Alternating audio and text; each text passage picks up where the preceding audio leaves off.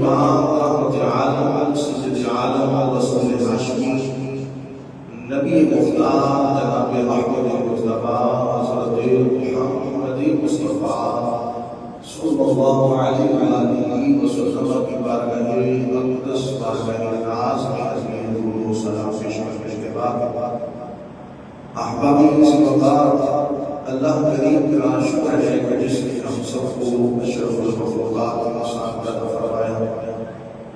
اللہ جل مجدہ کا احسان عظیم ہے کہ اللہ تعالیٰ نے ہم سب کو اپنے محبوب کریم علیہ الصلوۃ والسلام کی امت میں پیدا فرما کر حضور کا امتی ہونے کا شرف اور احساس عطا فرمایا۔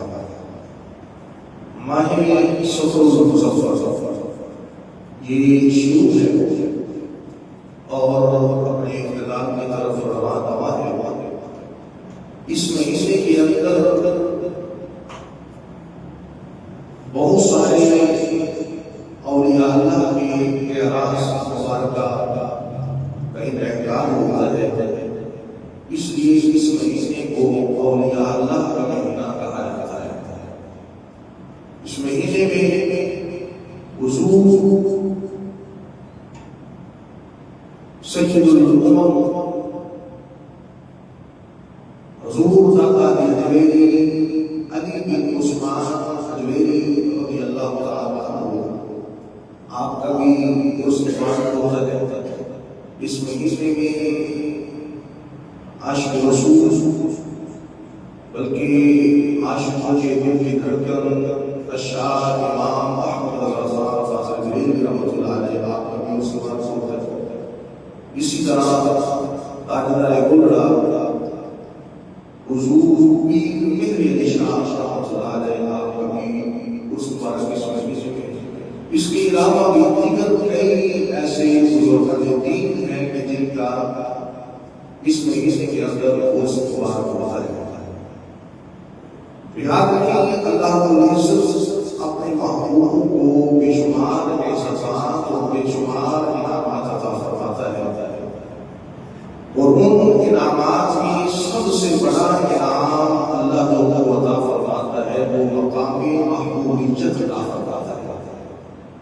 یعنی اللہ ان سے محبت فرماتا ہے، وہ اللہ کے محبوب ہوتے ہیں، اور پھر اللہ رب العزت اپنی قدرت کاملہ سے ان پیاروں کی عقیدت، ان پیاروں کی محبت اللہ تعالیٰ مخلوق کے دلوں میں پیدا فرما دیتا ہے، اور پھر اس کا نتیجہ یہ ہوتا ہے کہ مخلوق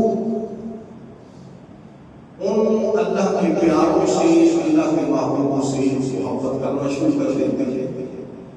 اور یہ اپنی طرف سے نہیں بلکہ قرآن مجید اس حقیقت کو بیان فرماتا ہے، اور رسول اللہ صلی اللہ علیہ وسلم کی احادیث مبارکہ بھی اس حقیقت پر وضاحت فرماتا ہے۔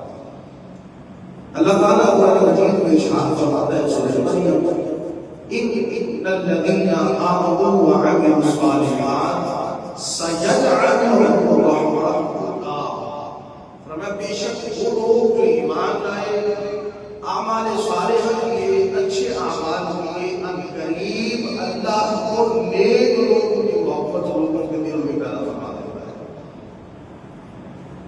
اب اس آیت کریمہ پر ذرا غور کیجیے کہ جس نے ساری زندگی اچھے اعمال کی، شریعت کی پاسداری کی، طریقت کی پاسداری کی، ساری زندگی اللہ اس کے رسول کی مانی، کبھی بھی اللہ اس کو کوئی بھی نافرمانی نہیں کی، ہر نیک اعمال کیا، تو اللہ فرماتا ہے کہ ہم اس نیک بندے کی محبت کو لوگوں کے دلوں میں پیدا فرما دیتے ہیں۔ اور اس پر میں ایک اور حدیث پیش کرتا چلوں، بخاری شریف کی حدیث پاک ہے، حضرت ابو ہریرہ رضی اللہ تعالیٰ عنہ اس حدیث کے راوی ہیں۔ حضور فرماتے ہیں کہ اللہ تعالیٰ مخلوق میں سے کسی سے محبت فرماتا ہے، مخلوق میں سے کسی کو اپنا محبوب بنا دیتا ہے، تو اللہ جبریل کو ندا کرتا ہے کہ اے جبریل میں فلاں اپنے محبوب کے غلام سے محبت کرتا ہوں، جبریل تو بھی اس کو اپنا محبوب بنا دے۔ جبریل بھی اسے اپنا محبوب بنا لیتے ہیں۔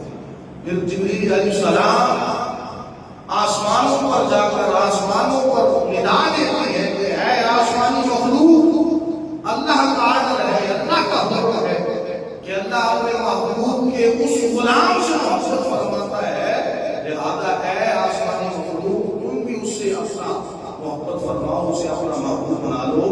تو حضور فرماتے ہیں کہ آسمان والے اسے اپنا محبوب بنا لیتے ہیں، محبت فرماتے ہیں۔ پھر وہی ندا وہی زمین پر آ کر اہل زمین کو یہ ندا دیتی ہے کہ زمین والو فلاں بندہ جس سے اللہ محبت فرماتا ہے میں بھی محبت کرتا ہوں، آسمان والے بھی محبت کرتے ہیں، لہذا اللہ کا یہ حکم ہے کہ تم بھی اسے اپنا محبوب بنا دو۔ اس طرح مخلوق بھی اس سے محبت کرنا شروع کر دیتے ہیں۔ تو یہ قرآن کی آیت اور یہ حدیث ہمیں بتاتی ہے کہ جس نے ساری زندگی اعمال صالحہ کی ہوں، جس نے اللہ رب العزت کے محبوب کی مانی ہو، شریعت کی پاسداری کی ہو، اللہ تعالیٰ ان کی محبت کو مخلوق کے دلوں میں پیدا فرما دیتا ہے۔ یہی وجہ ہے آج صدیاں گزر گئی، کئی سو سال گزر گئے، لیکن اولیاء اللہ کے مزارات پر آپ جا کر دیکھیں کہ مخلوق کا کس قدر رش ہے۔ جو مخلوق ان کے مزارات پر جا رہے ہیں، ان کے در پہ جا رہے ہیں، ان کے رشتہ دار ہیں، ان کے ساتھ کوئی رشتہ داری ہے، کوئی تعلق ہے؟ نہیں۔ رشتہ داری کیا ہے؟ وہ تعلق جو رب نے بیان فرما دیا کہ جو ساری زندگی ایک سارے اعمال کرتا ہے، اللہ ان کی دلوں کے اندر ان نیک لوگوں کی محبت کو پیدا فرما دیتا ہے۔ آج صدیاں گزر گئی، داتا علی حجویری آپ کے مزار پر جا کر دیکھیں تو لوگوں کو ہجوم اور لوگوں کا رش نظر آتا ہے۔ یہ رش اس لیے کہ اللہ نے ان کی محبت کو دلوں میں پیدا فرما دیا۔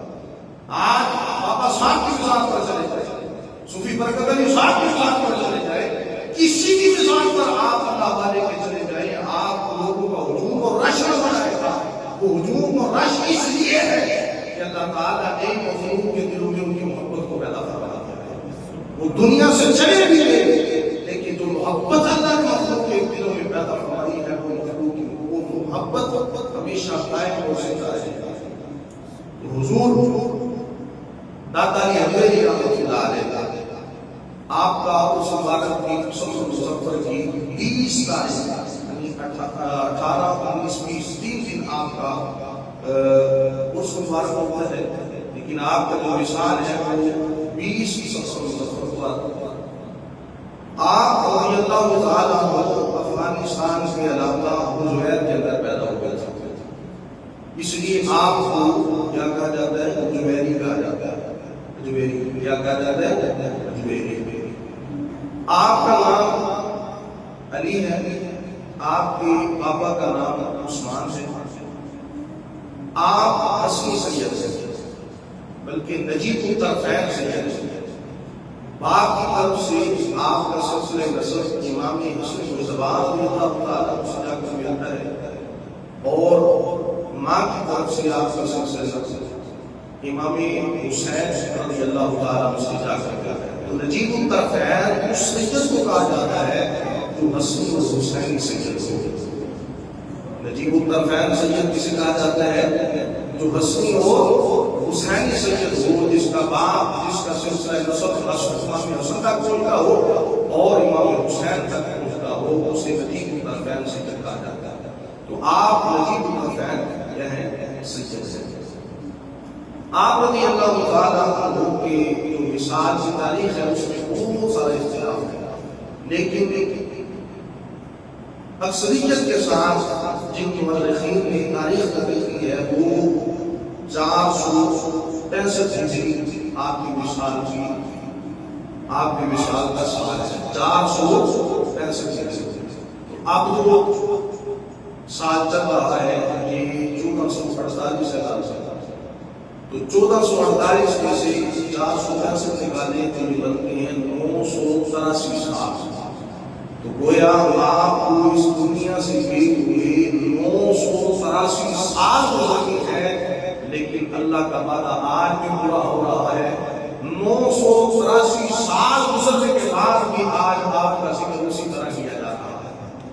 تو یہ اللہ کا وعدہ ہے کہ جس نے اعمال صالحہ کے ساتھ زندگی گزاری ہم لوگوں کے دلوں میں محبت پیدا تو یہ اللہ نے اللہ سے وعدہ فرمایا تو آج وہ کیسے کرو رہا ہے. تو آپ کو 983 سال اب ہمارے اباؤ اجداد بھی یہ ہیں، لیکن ہمیں اپنے اباؤ اجداد کے ذکر کا نہیں پتا. کسی کو دادے سے اوپر پردادے پردادے سے اوپر لکڑ دادے کا بھی نہیں پتا کہ وہ کب فوت ہوا تھا، کب پیدا ہوا تھا. لیکن یہ دین کا کمال ہے کہ جس نے اپنے آپ کو دین کے ساتھ جوڑ دیا، اللہ کے ساتھ جوڑ دیا، اللہ کے رسول کے ساتھ جوڑ دیا، اگر اس کو گزرے ہوئے 1000 سال بھی ہو جائے اس کا ذکر قیامت تک اللہ باقی رکھے گا، اس کے ذکر کو اللہ قیامت تک باقی رکھے گا. تو آپ رضی اللہ تعالیٰ عنہ کی محبت، آپ کی الفت، آپ کی عقیدت یاد رکھیں کہ دارین کی سعادت کا ذریعہ ہے. اور اس محبت کے اندر اور زیادہ نکھار تب آتا ہے جب بندہ ان کی تعلیمات پر عمل کرتا ہے، ان کے نقش قدم پر عمل کرتا ہے. آج ہمیں بزرگان دین کے بارے میں بتایا جاتا ہے تو ان کو ان کی کرامات تک محدود رکھا جاتا ہے کہ انہوں نے یہ کام کر دیا، انہوں نے یہ کر دیا، انہوں نے وہ کر دیا. لیکن اصل میں جو حقیقی ان کا مشن تھا، جس مشن کو لے کر انہوں نے ساری زندگی گزاری، اس مشن کو ذکر ہی نہیں کیا جاتا.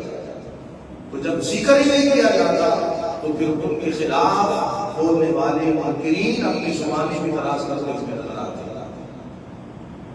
آپ اللہ کے ایسے ولی تھے کہ آپ نے بہت ساری کتابیں بھی لکھی، بلکہ آپ کے بارے میں آتا ہے کہ آپ نے قرآن پاک کی تفسیر بھی لکھی ہے. یہ اس وقت کا دور ہے جو ابتدائی دور تھا، 465 ہجری میں آپ کی وفات ہو رہی تھی. تو گویا یہ اسلام کا ابتدائی دور تھا نا. 60 ہجری میں کیا ہوا؟ کربلا ہوئی. اس کے بعد 65 60 نکالے تو 400 سال ہی ہوئے تھے، یعنی 400 سال کا عرصہ ہوا تھا حضور علیہ السلام اور ہجرت کو کہ آپ کی ولادت ہوئی.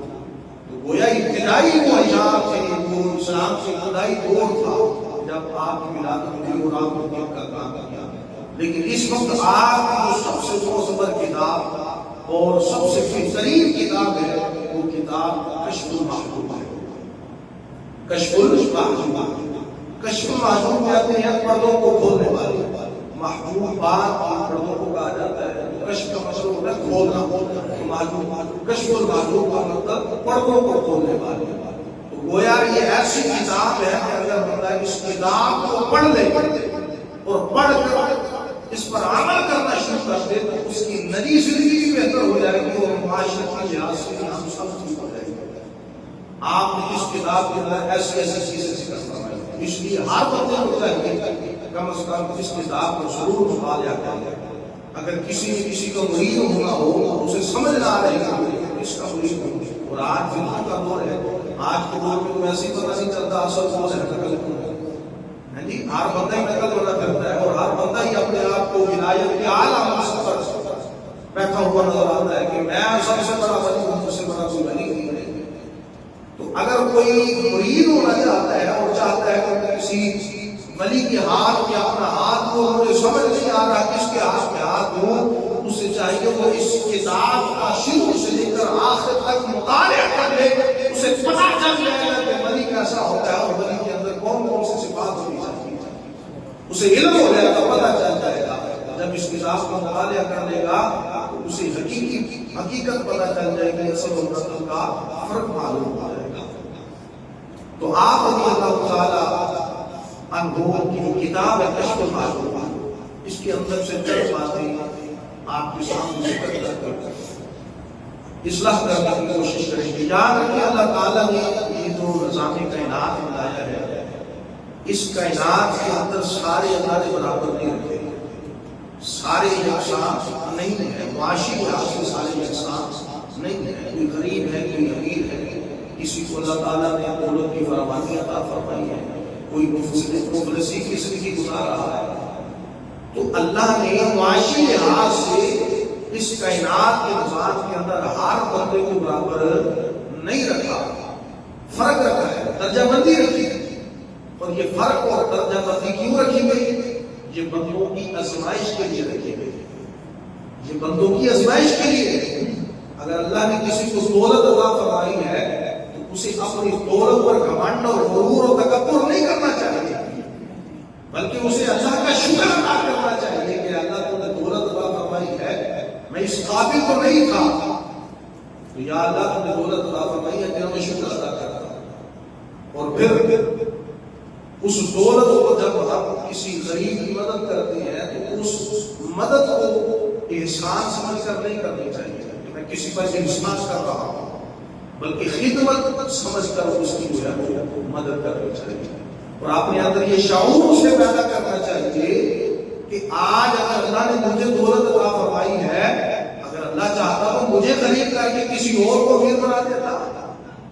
تو ہمیں یہ شعور اپنے اندر پیدا کرنا چاہیے، جن کو اللہ نے دولت عطا فرمائی ہے، جو آتے ثروت ہے، جن کے پاس مال و دولت ہے، جو اپنے پیسے اور دولت کے نشے کے اندر اس قدر اندھے ہیں کہ کوئی ان کو نظر نہیں آتا، ان کو یہ شعور پیدا کرنا چاہیے کہ آج اس مقام پر میں ہوں یا جس دولت کا مالک میں ہوں، رب چاہتا تو مجھے غریب بنا کر یہ ساری مال و دولت کسی اور کو عطا فرما دیتا۔ تو جب ہمارے اندر یہ شعور پیدا آ جائے گا نا، تو پھر ہم کیا کریں گے؟ اللہ کے شکر گزار بندے بن جائیں گے۔ مسئلہ یہ ہے کہ جب کسی کے پاس 4 پیسے آتی ہیں وہ اپنے آپ کو سمجھتا ہے وہ بہت بڑا بندہ ہوں، اللہ کا بڑا مجھ پر فضل ہو گیا ہے، اور وہ کسی انسان کو انسان ہی نہیں سمجھتا، بندے کو بندہ ہی نہیں سمجھتا۔ تو اس لیے یہ شعور اپنے اندر بیدار کرے کہ دولت اگر آج مجھے ملی ہے، ہو سکتا ہے یہ اللہ کسی اور کو عطا کر دیتا۔ بلکہ حدیث پاک ایک مفہوم ہے، حضور کی خدمت میں ایک شخص آیا، اس نے آ کر اپنے بھائی کی شکایت کی، یا رسول اللہ یہ کچھ کام کاج نہیں کرتا، ویلا جو ہے سارا دن گھر میں رہتا ہے، میں کما کر لاتا ہوں، میں اسے کھلاتا ہوں، اسے بولے یا رسول اللہ یہ بھی کچھ کام کاج کرے۔ تو حضور صلی اللہ علیہ وسلم نے فرمایا اے شکایت کرنے والے، ہو سکتا ہے کہ اللہ اس کا نصیب، اس کا رزق بھی تمہیں ہی عطا فرما رہا ہو، اس کا نصیب اور رزق بھی تمہیں ہی عطا فرما رہا ہو۔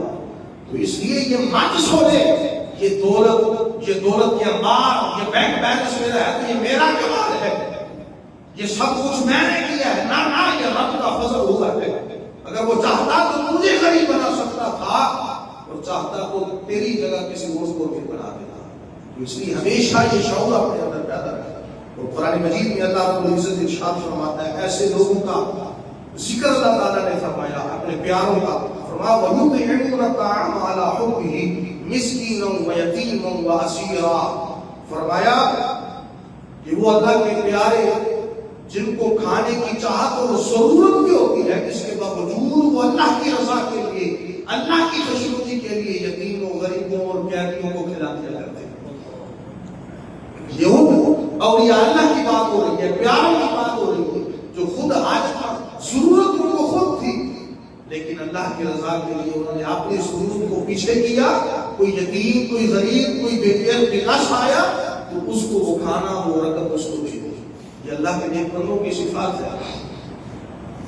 تو اس لیے جو بھی آپ کے در پہ آئے اس کو جتنا ہو سکے دے، اگر نہیں دے سکتے تو باتیں بھی کسنی نہیں چاہیے۔ اور میرے کریم آقا علیہ الصلوۃ والسلام کی حدیث پاک ہے، حضور صلی اللہ علیہ وسلم نے ارشاد فرمایا کمزوروں کی خدمت کر کے ان میں میری رضا اور خوشنودی کو تلاش کرو، یتیموں کی، غریبوں کی، کمزوروں کی خدمت کرو اور ان کی خدمت کر کے میری رضا اور خوشنودی تلاش کرو۔ اور فرمایا اللہ انہی کی برکت سے تمہیں رزق بھی عطا فرماتا ہے اور انہی کی برکت سے کافروں کو تمہیں مدد بھی فرماتا ہے۔ یعنی یہ جو ہمیں رزق دیتا ہے، کیا پتا یہ رزق ہمیں کسی اور کی وجہ سے نصیب ہو رہا ہو، یہ ہمارے ہمسایوں کی وجہ سے نصیب ہو رہا ہو، اس رشتہ دار کی وجہ سے ہمیں نصیب ہو رہا ہو۔ تو اس لیے کبھی بھی ایسا گھمنڈ اور ایسا غرور اپنے دل میں پیدا نہ کرے کہ یہ مال سارا میرا ہے، یہ سب کچھ میرا ہے۔ غریبوں کی مدد کرتے رہنا چاہیے۔ اور اس پر حضور داتا علی اجمیری رحمۃ اللہ علیہ آپ کی تعلیم کیا ہے؟ آپ کی بارگاہ میں جب کوئی مرید آتا نا، مرید، تو آپ ابتدائی تربیت اس کی 3 سال فرمایا کرتے تھے، 3 سال تربیت، اور ان میں سے پہلا سال آپ اس کی یہ تربیت فرماتے تھے کہ اس کی ڈیوٹی لگاتے تھے کہ تم نے مخلوق خدا کی خدمت کرنی ہے، مخلوق خدا کی خدمت کرنی ہے، خدمت خلق کرنی ہے، مخلوق کو ڈھونڈ ڈھونڈ کر ان کی خدمت یہ پہلا سال اس کی تربیت کا ہوتا تھا. یہ حضور داتا علی اجمیری رحمۃ اللہ علیہ کی تعلیمات میں سے ہے. اور آپ فرمایا کرتے تھے کہ خدمت خلق جو ہے وہ خادم، اپنے آپ کو خادم اور نوکر سمجھ کر اور دوسروں کو مخدوم سمجھ کر کیا کرو. یعنی اپنے آپ کو مالک اور آقا اور اپنے آپ کو سب کچھ سمجھ کر لوگوں کی نہیں.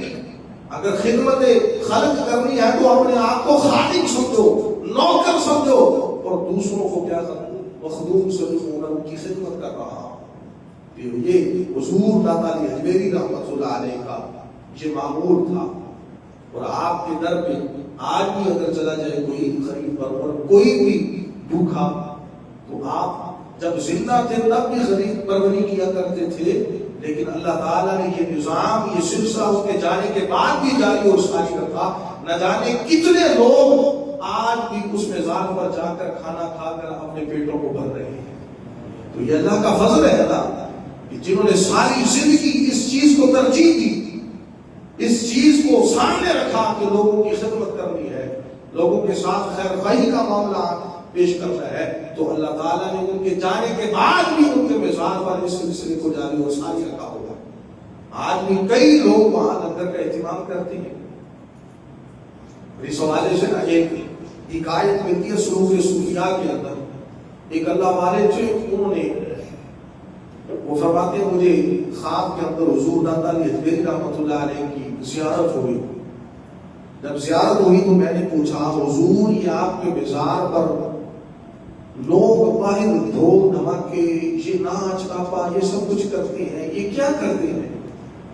تو حضور داتا علی اجمیری رحمۃ اللہ علیہ نے فرمایا اے اللہ والے یاد رکھ یہ دنیا امتحان کا ہے، اور یہ جو ہمارے مزارات ہیں، یہ ہماری جو قبری ہے، یہ بھی ایک امتحان کی جگہ ہے.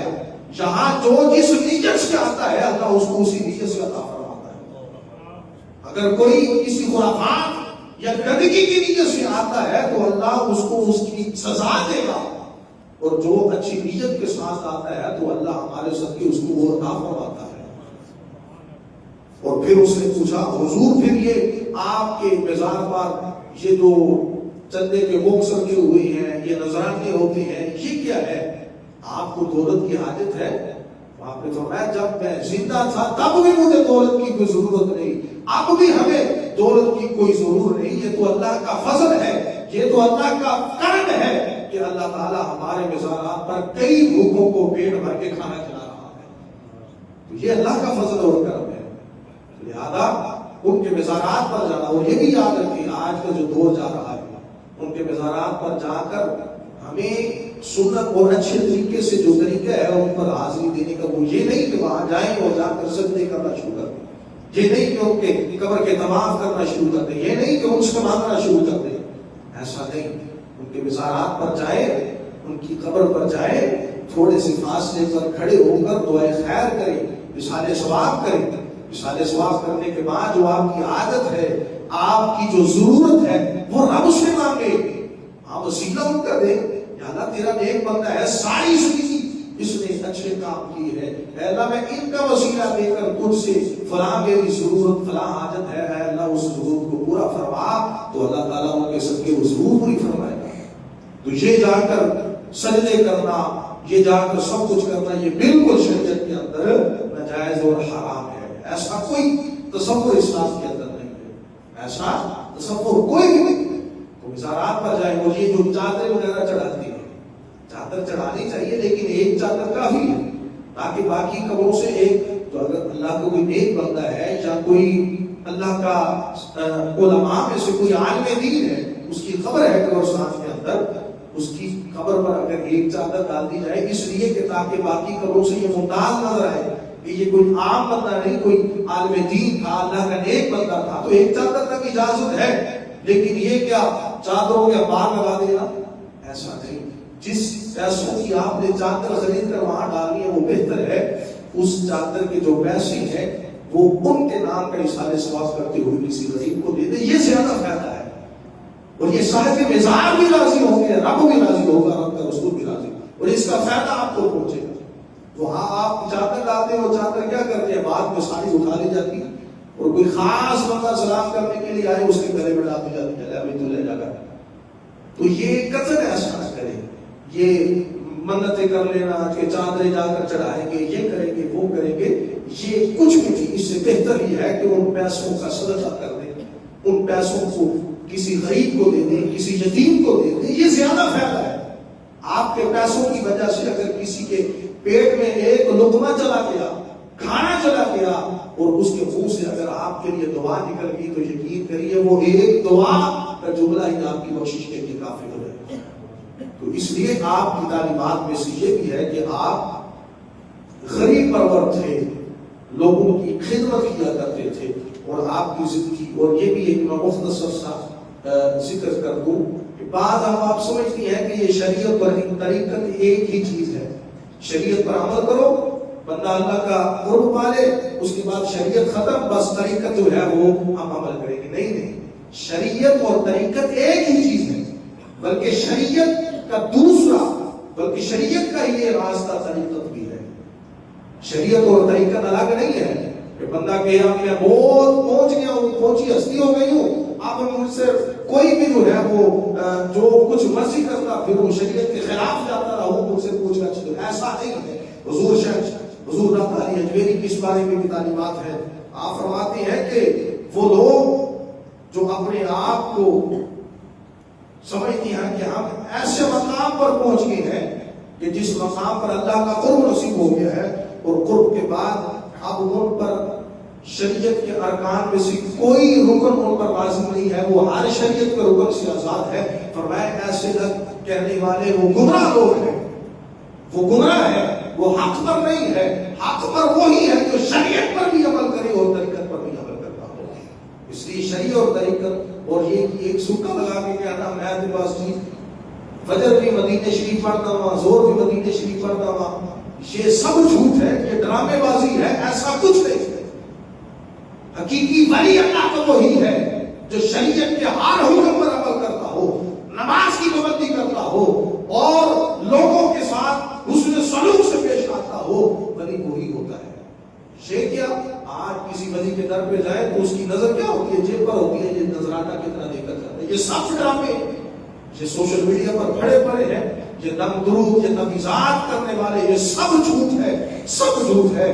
ہاں جو حقیقی اللہ کا ولی ہے، جو شریعت کا پاسدار ہے، جو نماز روزہ ہر اچھا کام کرتا ہے، جس کے چہرے پر داڑھی ہے، وہ اللہ کا ولی ہے. جس کے اندر آپ کو نظر آتا ہے کہ یہ حقیقی اللہ کا ولی ہے، اس کی پیروی کرے، اس کا پیچھے چلے. باقی یہ جو 2 نمبر کے پیر، ایک پیڑ ہے، یہ میں سمجھتا ہوں کہ سب سے بڑا فتنہ ہے اس امت کے لیے. آج اس امت کو تباہ کرنے والے اگر کوئی سب سے بڑا کسی کا ہاتھ ہے تو یہ 2 نمبر پیروں کا ہاتھ ہے. یہ ہمارے مسلک اور ہمارے دین کو سب سے زیادہ نقصان اگر کسی نے پہنچایا تو یہ 2 نمبر پیروں نے پہنچایا ہے. تو اس لیے ان کی باتوں پر نہ آئے. جو حقیقی ہے، جو آپ کو اچھے کام کی طرف رغبت دیتا ہو، جو نماز کی پاسداری کرتا ہو، سمجھے وہ حقیقی اللہ کا ولی ہے. اللہ تعالیٰ ہمیں حقیقت سمجھنے کی توفیق عطا فرمائے.